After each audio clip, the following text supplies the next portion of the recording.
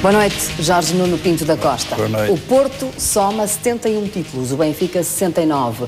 O que é que um homem sente quando vai para lá do seu próprio sonho? Uma grande felicidade, naturalmente, que pouca gente pensava há uma dúzia de anos, para não irmos mais para trás, que seria possível passar o número de títulos do nosso rival. Agora, é evidente que eu sinto uma grande felicidade, sobretudo nos títulos atuais. Às vezes perguntam-me como é que eu ainda vibro com tanto título após tantas vitórias. Eu acho que quanto pior está a vida para o cidadão normal, eu me sinto mais feliz por saber que estes êxitos, estas conquistas, fazem milhares e milhares de pessoas, como aconteceu no último domingo, deitar para trás as tristezas, as dificuldades, as agruras da vida e sentirem-se felizes e saltar e cantar sem, se calhar, outra razão. Esperava estar ali no túnel do Passos Ferreira a cumprimentar os seus jogadores, a abraçar os seus jogadores. Sim, não. E o seu treinador. Sim, isso eu não tinha dúvida. Foi suado desta vez. Foi, mas não, quando antes do jogo de Passos Ferreira, como eu senti a equipa durante a semana e no próprio dia, a determinação, estava completamente tranquilo porque era uma oportunidade, estavam de tal forma concentrados que nunca os vi assim nem com tanta vontade, portanto estava tranquilo e naturalmente que os fui felicitar porque era mais um campeonato ganho. Mais um. Como é que se mobiliza uma tribo, um clube, uma região? Conta-se que o senhor, numa final, foi ao balneário e disse aos jogadores: uma final não se joga, ganha-se. Como assim? Foi em Gelsenkirchen, porque eu acho que ir apelar, seja o que for, não é necessário às forças, à vontade. É óbvio que qualquer jogador que chega a uma final, sobretudo europeia, não é preciso ir incentivá-lo. É só lembrar que não basta fazer boa figura. É preciso ganhar. Eu acho que... Mas essa diferença é muito grande, não é? Como é que se faz o clique? Como é que se instila esse estímulo tão grande? Os nossos jogadores estão mentalizados para vencer. Nós temos no nosso estádio uma grande tarja que diz a vencer desde 1893 e quando chegam aqui compreendem bem o espírito, o tempo de vitórias morais.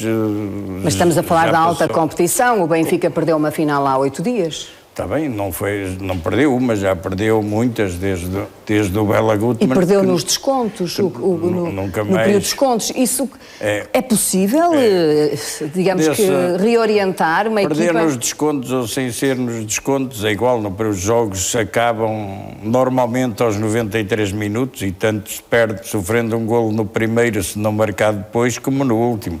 Agora diz-se de brincadeira que o Benfica é como os nossos salários, vai tudo nos descontos. Mas nos descontos ou não, o que interessa é vencer e lutar por vencer. E acho que é ter uma convicção de que se vai vencer, acreditar-se que se vai vencer, acho que é fundamental. Disse-me que é preciso ter essa convicção, mas também falou logo do Benfica e contou a petite histoire dos descontos. Isso quer dizer que também há que ter alguma quase aleivosia pelo seu adversário? Alguma vontade de o dominar acima de tudo? Quando eu refiro os descontos, é que o perder-se nos descontos muitas vezes não é por acaso.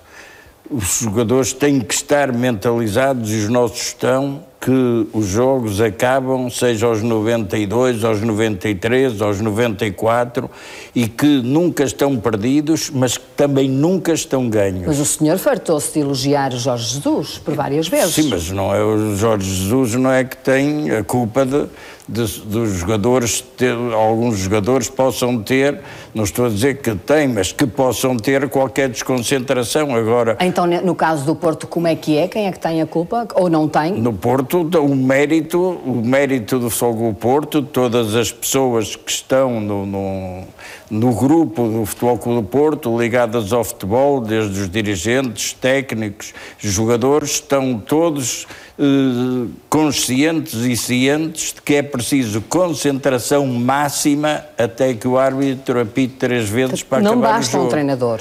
Não, é preciso não basta. toda uma rede, uma equipa. Toda a equipa, toda a gente tem que estar mentalizada que enquanto o árbitro não apita para terminar o jogo, não há nenhum jogo que esteja perdido, ganho ou empatado. E é preciso acreditar sempre.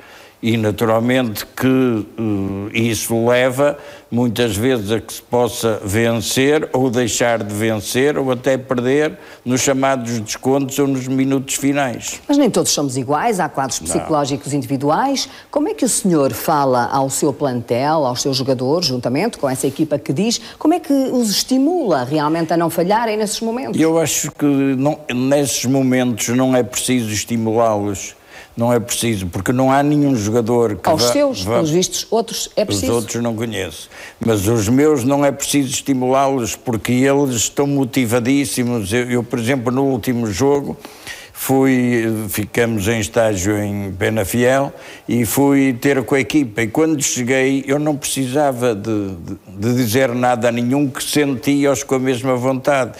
Curiosamente, a única coisa que eu disse a um jogador, e foi só a foi ao James Rodrigues, que eu disse-lhe, olha, hoje, para além de toda a gente de Portugal que não é do Benfica, tens a Colômbia toda à espera da tua vitória. Para já é o Mónaco, que ele já está a negociar a saída. Sim, mas isto foi domingo, ele está... Ainda não sabia do Mónaco, já sabia? Não sabia, estava no ar, mas eu tinha dito a todos os clubes que nos tinham contactado e empresários que não aceitava falar com ninguém, nem um minuto, sobre a possível saída de jogadores, uma vez que os queria concentrados e não queria que houvesse qualquer fuga. Portanto, só por acaso no domingo à noite é que recebi a notícia de que podiam estar interessados e neste momento decorrem negociações.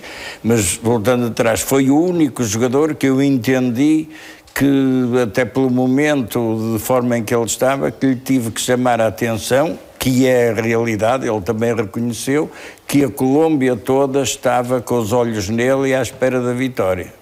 Bom, já que destapou as entradas e as saídas, ou pelo menos as saídas... Ainda não saídas. Há conversações... Vou eu destapar e vou-lhe perguntar o que é que vai fazer do seu treinador, Vítor Pereira, porque eu olhando para os treinadores do Porto e que são também um dos seus grandes apoios ao longo de todas estas décadas, vejo que só 2 estiveram mais que 2 campeonatos consecutivos, 2 vitórias, foi o Josualdo e foi o Carlos Alberto Silva, creio eu. O Carlos Alberto Silva venceu 2 campeonatos.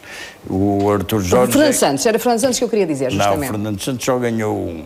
Pronto, mas são raros, mas ele esteve 3 anos. 3 anos. Mas são raros os que ficam para lá dos 2 anos. Qual é o futuro deste treinador? Não, mas deixa-me dar uma explicação, porque ainda bem que fala nisso, porque a ideia generalizada que os treinadores estão aqui 2 anos, ganham e que nós os mandamos embora. E que ganham sempre, não é? Aqui ganham sempre. Não ganham sempre, ganham... É raro perderem. Muitas vezes. Agora, isso não é verdade, que nós os mandemos embora. Olha, o Artur Jorge foi campeão europeu. E foi ele que pediu para ir embora porque tinha um contrato na época fantástico para ir para a França. O António Oliveira ganhou 2 campeonatos, tinha um acordo para sair por problemas familiares, para continuar por problemas familiares, teve que sair. Vão à procura de melhores condições, certamente no estrangeiro, muitos deles. Alguns. O António Oliveira nem foi o caso, foi por problemas familiares que teve que deixar. Qual é o futuro então deste atual treinador, que é bicampeão? O futuro deste treinador vai ser, de certeza absoluta, continuar uma carreira vitoriosa, porque ele é um homem extremamente competente, é um profundo conhecedor do futebol. Não lhe posso dizer se é isso que quer saber, se continuará no Futebol Clube do Porto ou fora do Futebol Clube do Porto, porque ainda não está decidido. Durante a época, combinamos, para não perturbar o trabalho dele, da concentração, tudo, combinamos falar quando acabasse o campeonato. O que já aconteceu. O que já aconteceu. Ontem almocei com ele. E estivemos a analisar... as propostas que ele tem? Não, as propostas que ele tem não analiso, nem me interessa, porque a questão não foi posta em forma de dinheiro, que foi coisa em que nem se falou. Foi da vantagem ou desvantagem para ele e para o clube continuar o trabalho, e chegamos à conclusão que havia vantagens, que havia desvantagens. Ele ficou de pensar e para a semana vamos nos reunir novamente para decidir. O que de certa forma é estranho, porque também se o senhor quisesse, e se ele quisesse ficar, com toda a certeza já teriam chegado a acordo. Não, mas o problema de acordo dá a impressão que não há acordo de verbas, não é isso. E ele fez não há acordo de vontades? Não é de vontade há. Não há, o Vítor Pereira e eu, para continuarmos com o projeto, temos que ter a certeza de que há condições e para resultar positivamente e, ao mesmo tempo, para que as pessoas possam sentir-se bem. Se bem o conheço, o senhor já anda aí com o nariz no ar à procura de um treinador. Não ando. Foram-me oferecidos muitos treinadores já há meses, nunca aceitei sequer falar com nenhum, não há nenhum treinador que possa vir dizer que teve qualquer contacto da parte do Futebol Clube do Porto. Houve treinadores que nos contactaram e que a resposta, tanto minha como dos meus colaboradores mais diretos, foi de que isso era uma questão para ser analisada no fim do campeonato. A verdade é que qualquer treinador é campeão aqui no Futebol Clube do Porto. Verdade. E aqui a figura do clube... Isso, desculpa rebater isso. Aqui qualquer treinador é mais facilmente campeão, porque eu tenho muito cuidado na escolha do treinador e no seu acompanhamento. E escolher treinadores que eu vejo que têm condições por triunfar. Portanto, se escolher bem e se escolher um treinador capaz de ganhar, é mais fácil vencer do que se escolher à sorte. Como, por exemplo, o Jorge Jesus, que já esteve 2 vezes para vir para o Porto. Está-me a dar uma novidade. Eu? Sim. Bom, mas a verdade é que aqui a figura do futebol é o senhor. E há outros clubes, por exemplo, estou agora a recordar-me do Manchester, onde o treinador é a figura, há décadas, ou há muitos anos, que é a figura primordial, a figura central. Que importância é que isso tem para si, o facto de ser, hoje, sempre, há bastante tempo desde já, mas a figura essencial do Futebol Clube do Porto? Consigo, tudo funciona, seja qual for o treinador que venha, de fora, de dentro. Eu acho... Que importância é que isto tem? Eu acho que tem um segredo que eu lhe vou revelar. E que naturalmente a Fátima, na sua atividade, também tem êxito, porque também o sei. É escolher os melhores para colaborar connosco. Se eu tiver, como tenho, excelentes colaboradores a todos os níveis, não trocava nenhum dos elementos que eu tenho, tanto diretivo como na parte médica, como na parte jurídica, por quem quer que fosse, porque tenho um cuidado extremo em escolher gente competente e, sobretudo, gente dedicada, porque eu tenho um princípio de quem for só profissional no desporto não tem êxito. O que é que o senhor põe? O que é que o senhor acrescenta? Quando diz que tem que ser disciplinado, que tem que ser dedicado, mas o que é que se acrescenta a isso? O que se acrescenta é carinho, estímulo? O que se acrescenta é que as pessoas têm que ter paixão por aquilo que fazem, e no caso do futebol têm que ter paixão pelo futebol e têm que ter paixão pelo clube que representam, e anda muita gente no futebol que anda no futebol por isto e por aquilo. Agora, por paixão pelo futebol não andam, porque conheço muitos presidentes e conheci muitos presidentes que nunca tinham ido ao futebol, raramente iam ao futebol e que no dia em que deixaram de ser dirigentes nunca mais foram ao futebol. Portanto, se a pessoa não tiver a paixão pelo futebol e pelo seu clube, eu não acredito. O senhor é um homem apaixonado, e toda a gente sabe que assim é, apaixonado, inclusive é também pelos seus próprios princípios. De que forma é que transforma essa paixão, o que a transporta para o futebol? Eu transporto, eu acho que quando nós temos uma tarefa, temos que nos dedicar a ela sem limites e temos que, não podemos estar a pensar que hoje não posso porque tenho aquilo, amanhã também não porque tenho outra coisa. Acho que quem quiser levar as coisas a sério tem que ter uma grande paixão, porque se for só um excelente profissional, não tem. Essa sua paixão é muito diversificada, é uma paixão também pela poesia, pela literatura, pelas pessoas, creio eu, que o acompanham na sua vida familiar. Claro. Como é que convivem estes dois Pinto da Costa dentro de si? Por um lado, o homem do futebol tem um discurso futebolístico, muitas vezes de confrontação, muitas vezes de provocação, muitas vezes também em defesa daquilo que é o seu clube, e o Pinto da Costa sensível, um Pinto da Costa que gosta de poesia, que gosta de literatura. Tem que se distinguir as coisas, porque quando se está a tratar de, costuma-se dizer, conhaque é conhaque, não é? E quando se está... Mas um conhaque não vai enriquecer o outro conhaque? Eu não sei, porque eu não bebo bebidas alcoólicas.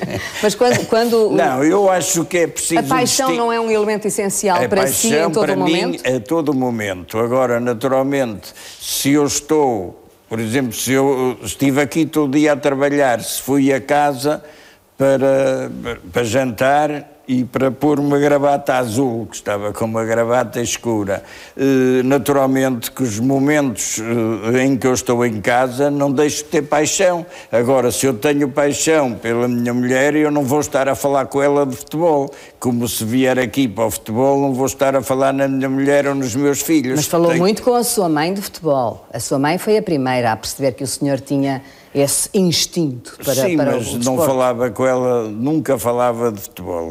Eu tinha uma vez ou duas que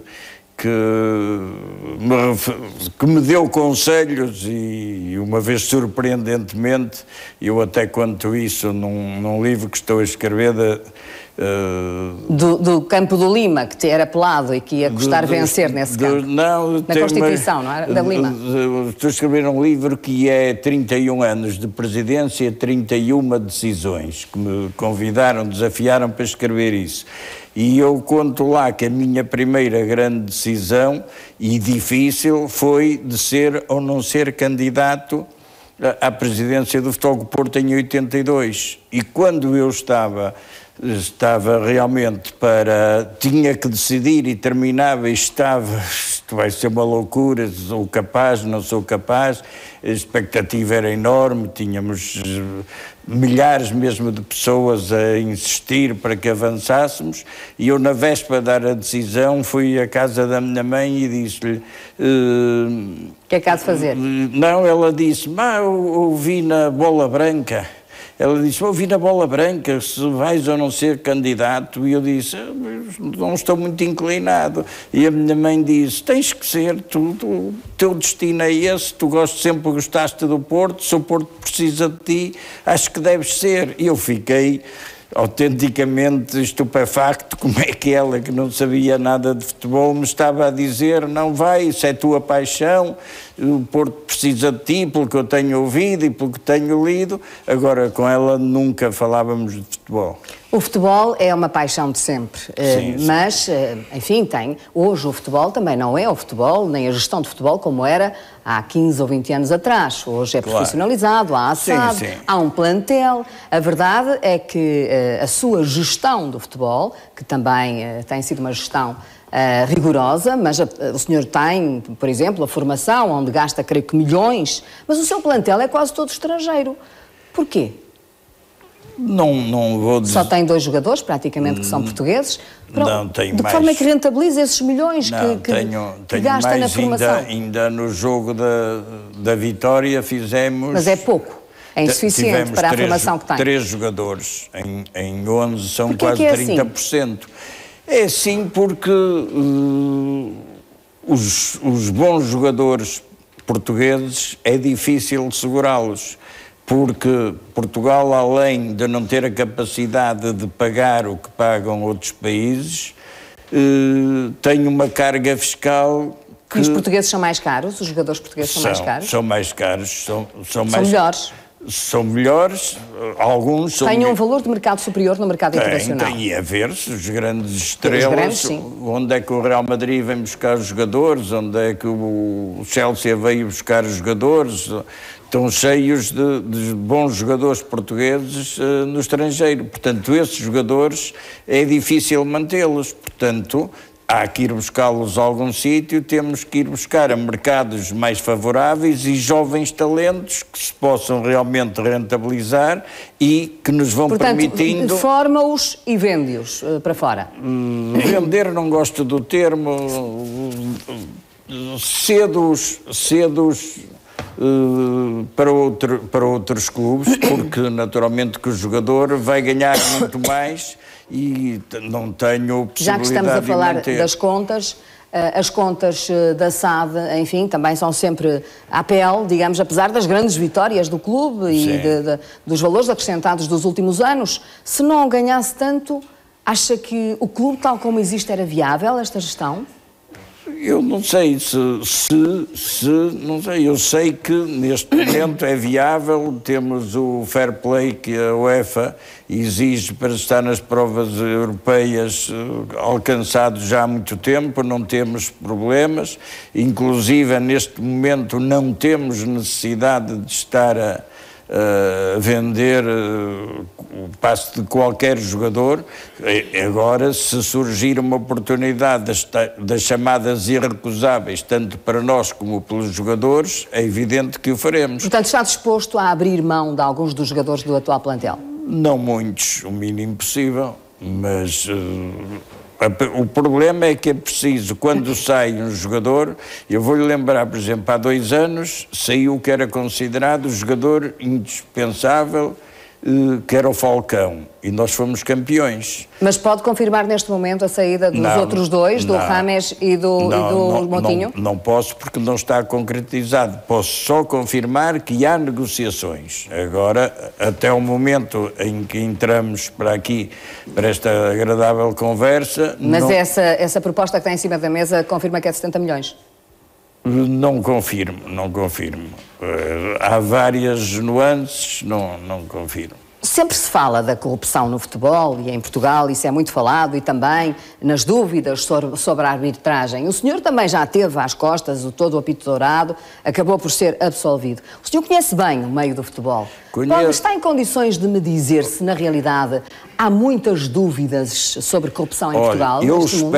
Eu espero que durante os próximos 20 anos se atribua aos árbitros a responsabilidade dos resultados, porque é sinal que perderam.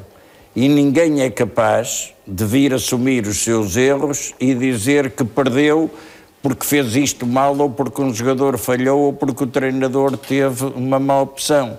Portanto, o que eu espero é que durante muitos anos se continua a falar disso, que é sinal que é preciso uma nuvem para tapar as derrotas e os insucessos. Agora, eu acho que se há campeonato em que se provou a seriedade do futebol, foi este. E vou-lhe dar um exemplo. Nós empatamos em casa com o Olhanense. Foi o único resultado negativo em casa.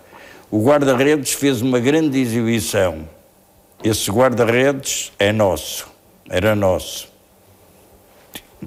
O Braga contratou o guarda-redes do Passos Ferreira, com quem estava a disputar o 3º lugar que dava acesso à Champions. Esse mesmo guarda-redes foi fundamental na ida do Passos Ferreira à Champions em desfavor em desfavor da ida do Sporting de Braga. Portanto, isto são provas... Para dizer que foi um campeonato sério. Mas quando é que o senhor acha que pode algum dia regularizar as relações, por exemplo, com o Benfica? O senhor não tem pena disso? De ter uma situação de confronto tão grande com o outro clube, o grande clube de Lisboa? Não, eu não tenho um confronto... E, sobretudo, com o Luís Filipe Vieira. O senhor considera um inimigo? Não, considero uma pessoa com quem eu não quero ter qualquer relacionamento. Agora, inimigos... Em primeiro lugar, eu não tenho inimigos. E, em segundo lugar, eu não dou confiança a qualquer um para ser meu inimigo. Mas o senhor disse numa entrevista uma vez que não concorda que a estratégia dele é má, mas que ele até é boa pessoa, condescendem em dizer que ele é boa pessoa. O que eu digo é que Deus o tenha muito tempo à frente do Benfica. Isso são os meus votos e com saúde. Porque mas é saudável para o futebol este confronto permanente entre os grandes clubes? Não, olha, eu acho que não. Agora, nós temos mais preocupações do que estar com confrontos. Agora, eu até ainda hoje conversava com um amigo meu que é de Sporting e que já foi uma pessoa influente no Sporting, que me dizia: vocês conseguiram, com a arrogância do Benfica, com os comentadores que o Benfica tem, nos diversos canais, com o assessor de imprensa, com as suas intervenções mirambulantes, vocês conseguiram que hoje todos os sportinguistas fizeram festa por o Porto ter ganho o campeonato. Porque da nossa parte nós queremos é que eles se entretenham. E com a comunicação social, o senhor tem agora um relacionamento mais cómodo, mais confortável? Com os que me dou, tenho. Com os que não dou, não tenho. São sempre os mesmos, no seu entender?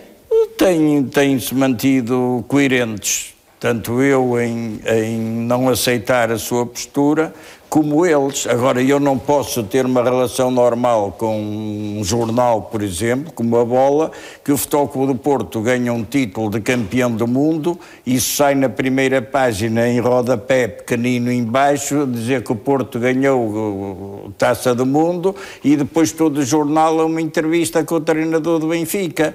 É evidente que isso acho um desrespeito até para os leitores, que cada vez são menos, graças a Deus, do Porto, para esse tipo de jornal. Acha que o país não gosta de vencedores? O país não gosta? Acha que há um certo desprezo pelos vencedores? O país gosta de vencedores. Agora, certa comunicação social não gosta que vençam quem eles não querem. É isso que eu sinto, compreende?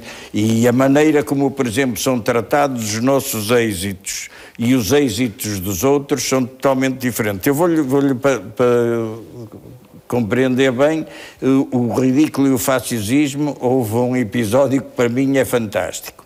Aqui há meses, o jornal Expresso, que ninguém duvida que é um jornal credível, pôs na primeira página uma grande notícia a dizer que o Benfica tinha feito um contrato de televisão por 40 milhões. Nem sei com quem, só vi o título, 40 milhões. E então? Na terça-feira seguinte, o Expresso sai ao sábado, como sabe, na terça-feira seguinte, o Benfica, em comunicado, desmentiu a notícia do Expresso.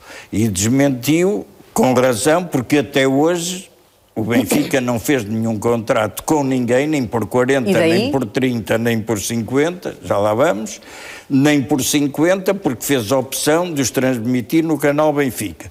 No mesmo jornal em que o Benfica, em comunicado oficial, desmentia a notícia do Expresso, no mesmo jornal, no mesmo dia, o Sr. José Manuel Delgado punha o Luís Filipe Vieira, presidente do Benfica, no quadro de honra, porque tinha feito um contrato impensável com a televisão que ninguém mais conseguia fazer. À parte disso, o senhor considera hoje que ainda há os de Lisboa, os do Sul e os do Norte?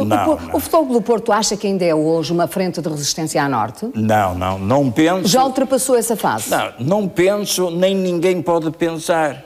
E se alguém tiver visto, e muita gente viu, olha, por exemplo, no Porto Canal, sem publicidade, os festejos de Futebol do Porto foram vistos por 1 milhão de pessoas. E não foi em Lisboa. Eu fiquei espantado, por exemplo, em Évora. Em Évora houve uma manifestação fantástica de portistas na rua. Em Lisboa até foram para o Marquês, que estava reservado para uns e acabou por, como estava livre, ser utilizado por outros. Mas não foi só no Norte que houve essas manifestações. Em Vila Real sei que foi fantástico. Aliás, nós mostramos na RTP as festas lá fora, em Angola, em Moçambique, em Angola, em Genebra, Funchal, em vários sítios. em Genebra, tudo. E no Sul. Mas portanto, o senhor hoje já não tem aquela vontade, e no fundo imposto até naturalmente, como uma liderança até quase a norte, já não sente essa necessidade? Não sinto. Estamos quase a ter eleições autárquicas, o senhor já escolheu mas deixe-me só, candidato? antes de irmos para as autárquicas, eu vou onde quiser, como sabe, não combinamos nada, disse-lhe que perguntasse o que quisesse, estava à vontade.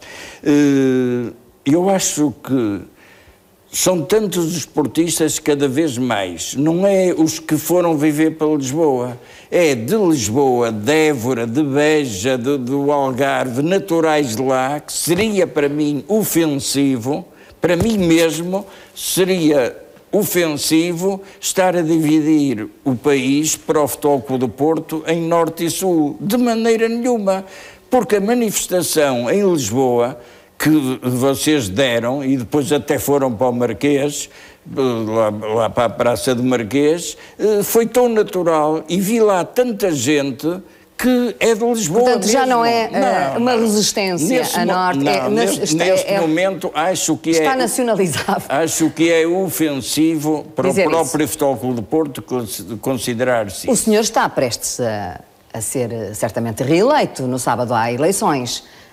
Basta o meu voto que só há um candidato. Só há um candidato.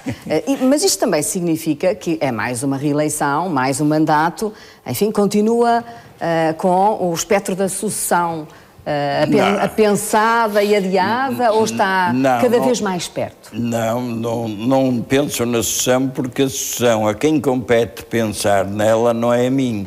O Futebol do Porto não é uma monarquia, embora seja azul e branco por causa da bandeira nacional na altura da monarquia. É por isso que o Futebol do Porto as cores do Futebol do Porto são azul e branco, não é uma monarquia, portanto não é a mim que me compete escolher. Não fará nada por isso? Não faço tensões, porque acho... Mas o senhor tem 14 vice-presidentes?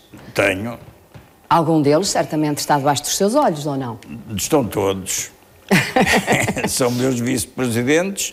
Acho que a maioria deles, se quiser assumir-se, quando eu terminar o meu trabalho... Mas há algum assim, que acha que está em melhores condições? Como é evidente, não vou estar, antes de partir para o mandato, que só a reeleição no sábado, estar a dar qualquer sinal nesse sentido. Acho que os sócios, na altura própria, é que devem escolher nos candidatos. Portanto, isso depreende que o senhor um dia sairá do Porto e não deixará qualquer indicação como para sucessão? Nem tenho esse direito. Não o fará? Não farei. Em qualquer circunstância? Em qualquer circunstância. Se me disser assim, amanhã... Mesmo que tema pelo seu Porto, mesmo que tema... Isso. Olha, adivinhou o que eu ia dizer. Se amanhã me disser assim, há dois candidatos, um eu acredito, o outro penso que vai ser uma desgraça, é evidente que eu vou apoiar o que acho. Agora, entre candidatos que eu que eu veja que são capazes, entendo que não devo tomar posição. Jorge Nuno, como é que é a cabeça de um homem que é vencedor, mas gosta de um dos maiores poetas portugueses, António Nobre, que é um vencido? Não sei, esse está interessante, mas eu acho que ele também não é assim um vencido. Ele foi um vencido pela saúde, pela doença. E toda a sua poesia é uma poesia de tristeza, de solidão. Sim, porque era um homem doente, como sabe, não é? E naturalmente que uma pessoa que tenha inspiração e o dom para a poesia, como António Nobre, se é doente, naturalmente... O senhor também tem esse ar melancólico, esse ar triste, de solidão? O senhor é um homem só, no meio de toda esta máquina gigantesca? Não me sinto só, pelo contrário, sinto-me... Com certeza acompanhado no dia-a-dia, no cotidiano, mas interiormente o senhor é um homem só. Não, acompanhado e bem acompanhado, porque eu, no Futebol Clube do Porto, como na vida, estou acompanhado por quem eu quero. Mas quando se tem este poder todo, não há dentro também momentos de grande solidão? Não, eu sinto sempre, o que eu sinto sempre é uma grande responsabilidade. E quanto mais as pessoas confiam em mim, e eu tenho a felicidade de que todos que comigo colaboram confiar em mim, eu sinto mais responsabilidade. Sabe porquê que eu lhe pergunto isto também? O senhor foi recentemente operado, uma cirurgia complicada, como o povo diz, se posso dizer, se me autorizar a dizer, a coração aberto. Vacilou em algum momento nessa... Eu estava a dormir. Enfim, na sequência, nas sequelas, na situação posterior. Temeu por si? Temer, em de dar a ideia de que tive medo, não tive, porque eu acho que a morte é uma coisa natural. Não tem medo da morte? Não, ninguém deseja, temos a felicidade de não sermos nós a escolher a hora, portanto é uma coisa que ninguém tem que ter medo, porque... É fácil a morte? Há de acontecer. Eu nunca morri, mas já viu morrer? Já vi. E já perdeu muitos Já, infelizmente. Mas quando eu fui operado, andei meses para tomar a decisão.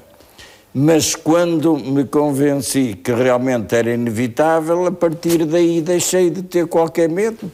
Por esse ponto, se me garantiam, e tenho um irmão que é médico e consulta vários amigos e dizia-me, pá, é uma operação delicada, mas se não fizeres...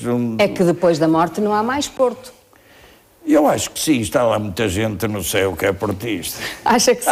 De certeza, a maioria. A maioria. Porquê é que o céu é azul e o inferno é vermelho? O senhor tem cada coisa. Não fui eu que pintei o céu de azul nem o inferno de vermelho, mas que é. Porquê é que está sempre a abrir essa frente? Não estou a abrir a frente. De batalha com o Benfica? Com o Benfica, só o Benfica que é vermelho. Há tantos vermelhos. Atenção, nada de confusões com vermelhos políticos, que aí não... Quem é o seu candidato nas autárquicas aqui no Porto? Luís Filipe Menezes? Não, eu não tenho... Tenho a minha preferência, mas tenho a minha preferência, sem dúvida, mas entendo que, como Presidente de Futebol do Porto, e é nessa qualidade que eu... Noutros tempos, o senhor deu o seu apoio a outros candidatos. A qual? Deu a Elisa Ferreira, por exemplo? Não, nunca dei... Percebeu-se nitidamente que a apoiava. Apoiava, votei nela, hoje posso dizer. Desta vez não vai tomar uma posição pública? Nunca tomei uma posição pública, nunca fui, olha, perguntou pelo Luís Filipe Menezes. O Luís Filipe Menezes... É sportinguista. Mas é muito seu amigo. E eu amigo dele e reconheço-lhe uma grande capacidade, e quem há 10 anos tivesse passado por Gaia e voltasse a passar hoje, nunca adivinharia em que terra estava. Portanto, teve um grande trabalho. Agora, sou amigo também de outros candidatos, a quem também reconheço capacidade. O que eu quero é que quem ganhar a Câmara do Porto venha para fazer o melhor do Porto. Eu hoje tive a oportunidade de dizer que nunca me candidataria à Câmara do Porto, mas se me candidatasse à Câmara do Porto e viesse a ganhar, a minha ideia para que as coisas funcionassem era convidar todos a estarem no... Berlusconi bem lhe disse que entrasse na política. Pois disse, mas eu nunca tive... Nunca equacionou? Não, nunca... Chegou-me a dizer que se houvesse um movimento de cidadania que o apoiasse, que sim, não, mas nunca... tarde demais? Nunca, não, nem quando tinha idade para me meter nisso, quanto mais agora, não. Nunca senti vocação, nunca... Tenho muito respeito por as pessoas que se dedicam, sobretudo as que se sente que se dedicam por idealismo. Mas o senhor para o ano... E por paixão. O risco de festejar um hipotético campeonato na Câmara do Porto. Isso faz diferença para si? Corro risco, não. Tenho a certeza absoluta que com os 5 candidatos que estão neste momento na corrida eleitoral, tenho certeza absoluta que quando formos campeões seremos recebidos na Câmara, como foi recebido o Belenenses na Câmara de Lisboa agora só por ter subido divisão, como foi hoje ou ontem recebido na Câmara de Cascais o Estoril por ir à Liga Europa, como foi o Passos de Ferreira, como todos os presidentes da Câmara recebem o clube, exceto o nosso. Está remoçado depois de mais um campeonato, depois desta cirurgia tão complicada que fez, que está de boa saúde. Sabe, na minha cirurgia eu fiz aquilo que penso, que procuro fazer em tudo o que é importante e de responsabilidade, que foi escolher os melhores. E se hoje estou aqui, se hoje pude festejar, não tenho dúvida nenhuma que eu devo ao professor Filipe Macedo e ao Dr. Nem Paulo todos os Pinho. portugueses, como sabem, podem escolher. Nem todos podem escolher, graças a Deus que o podem fazer. Podem escolher, porque eu fui operado no Hospital de São João e mas qualquer pessoa... Mas quero eu dizer que por esses médicos certamente terá sido um enorme privilégio. Esse médico opera todos os dias... Outros. Todos os dias. Eu ainda tenho uma última pergunta para si, e porque estamos, enfim, na parte final, uma vez que me está a dizer, e eu estou a ver que está cheio de força, e que começámos com os seus sonhos, que foi para lá dos seus sonhos, posso adivinhar que o seu sonho para o ano seria, por exemplo, ganhar a Liga dos Campeões na Luz, no estádio do Benfica? Não, o sonho naturalmente, o meu sonho concreto, real neste momento, e essa é uma das razões, se não a maior, se não a única, a maior, é a inauguração do Museu do Futebol do Porto aqui no Estádio do Dragão. Isso será uma coisa que vai... Esse é um sonho fácil para o senhor concretizar. Não. Como nós vamos... Não é um armazém de taças, como o Futebol do Porto já teve. É um museu do melhor que há no mundo. Tome nota e quando o visitar vai compreender o que eu estou a dizer. Esse é o meu grande objetivo. E o outro que eu lhe falei? O outro que me falou, para mim, gostaria imenso, já fomos 2 vezes comigo a presidente, de ganhar novamente uma Liga dos Campeões. Agora, se é na Luz, até já lá ganhei às escuras. Portanto, se é lá com luz ou sem luz, sem Alvalade, se é em Belgrado, se é na Suécia, se é em Madrid, para mim isso é indiferente. Não tem nenhum significado. Agora, que gostava de ganhar, isso é evidente que gostava. O que não sabemos é com que treinador, mas vamos ter então que esperar. Claro, naturalmente. E há aí chance de ser ainda com Vítor Pereira. A ver, vamos. Vamos Penso, a ver. Pelas tuas palavras, as chances são muito poucas. Isso é a sua dedução, eu não... O Domingos, Paciência, o Paulo Fonseca estão aí a dar... A dar o quê? A mim não me deram nada. Estão aí na sua carteira, ou não? Não, nem trouxe carteira. E o Marco Silva também não? Não trouxe carteira, nem nenhum está... Há uma coisa que eu tenho a certeza, é que eles gostariam muito, qualquer um deles. Não conheço nenhum treinador português e muitos estrangeiros que não gostassem de treinar o Futebol do Porto. Jorge Nuno Pinto da Costa? Eu não. O senhor é o jogador número 1 que entra em campo? Não, o número 1 é o Elton. O senhor é o número 1 enquanto aqui estiver, assim, veem os seus adeptos, os adeptos do Futebol Clube do Porto, veem-no justamente como o jogador principal. Não, os adeptos, eu outro dia estava até a conversar com um adepto que dizia... E o que é que lhe disse? E ele dizia-me uma coisa que realmente... Ele dizia-me que tinha 40 anos. Eu nem conhecia o senhor, tinha 40 anos. E então, como eu estou há 31, e ele na altura tinha 9. Quando começou a interessar-se no futebol, porque para ele, como vê os outros entrar e a sair, e a mim desde os 9 aos 40 só tenho um presidente, eu às vezes tenho a sensação de que o senhor vai, pronto, que é o senhor, assim como está o dragão ali, o senhor está aqui. Eu disse, mas olha que não é assim. Não é a ver, assim, vamos, até quando... Ninguém tem a vida nas mãos sequer, nem a saúde. A ver, vamos, até quando decide levar por diante os destinos do seu Porto. Muito obrigada, Jorge Nuno Pinto da Costa, foi um prazer. por nos dar esta entrevista e despedir-me também dos espectadores que estiveram connosco. Obrigada e boa noite.